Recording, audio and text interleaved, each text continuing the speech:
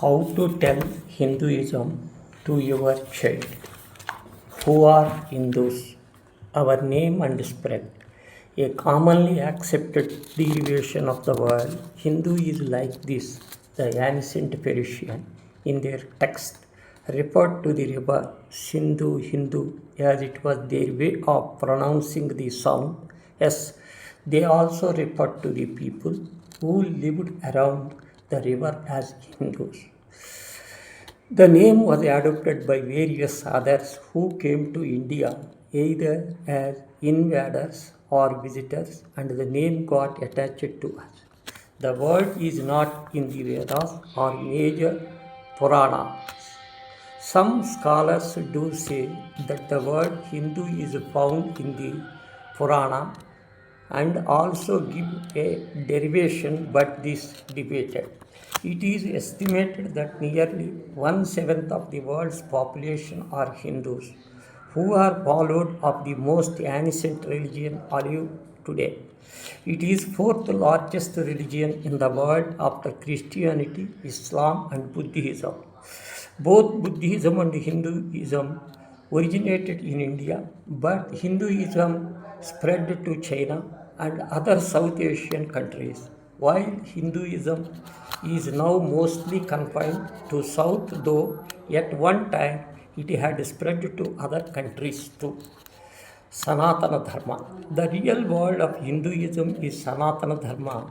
There was a word used to denote the religion and culture before the British popularized the word Hindu. Sanatana is which is permanent in nature, and Dharma is which holds a society together.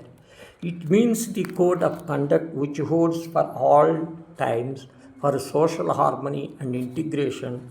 Religion and religious ritual were part and parcel of the Dharma.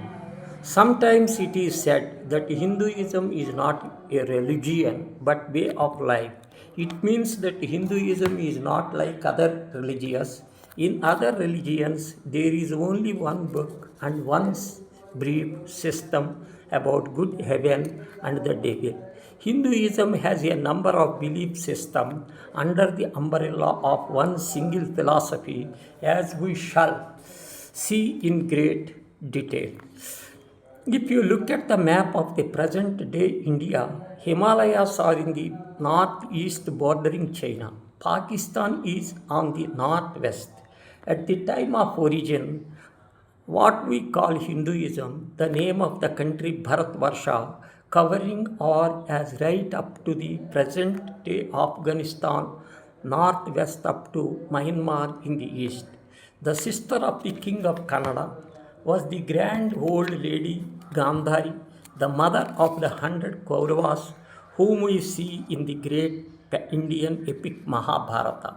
All this land for Afghanistan to Kerala was the land of Sanatana Dharma. We had very friendly relationship with another mighty empire, olden days. That is China, a large contingent of Chinese soldiers, a golden sea of people fought on the side of the Kauravas in the epic battle of Mahabharata. Cultural unity of India. Historical, the whole of India continent was one cultural unit.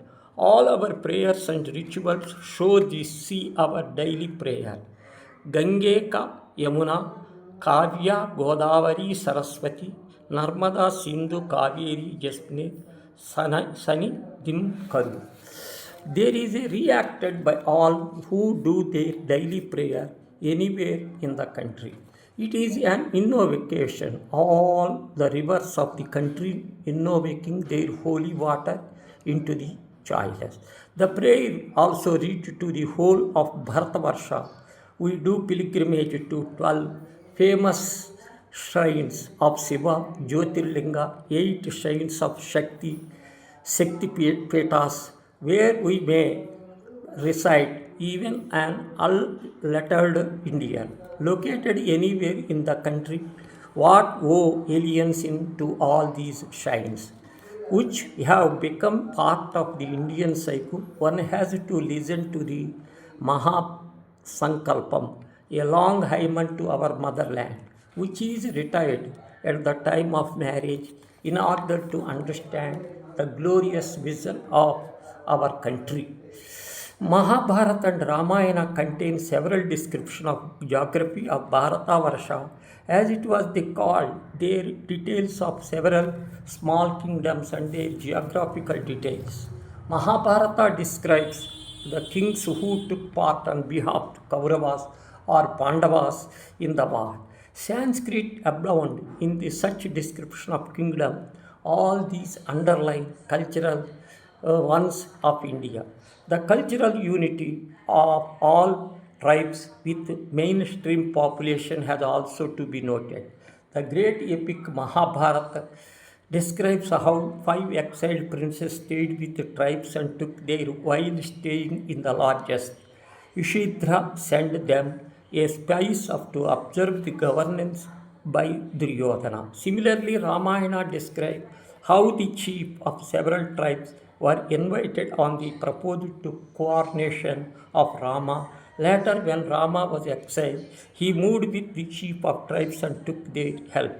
There is a famous episode in which Rama had a discussion on dharma with Sabari, a tribal woman. All this shows that tribes were an integral part of the Indian culture. Brief. Stephen Knapp notes Indian culture spread to several East Indian countries because sheer greatness of the culture and not military might. Extensive research has been done by him about how merchants were responsible for the spread of Hinduism in Cambodia, Thailand, Malaysia, and such countries. The languages of the diction of these countries bear testimony to the cultural connection.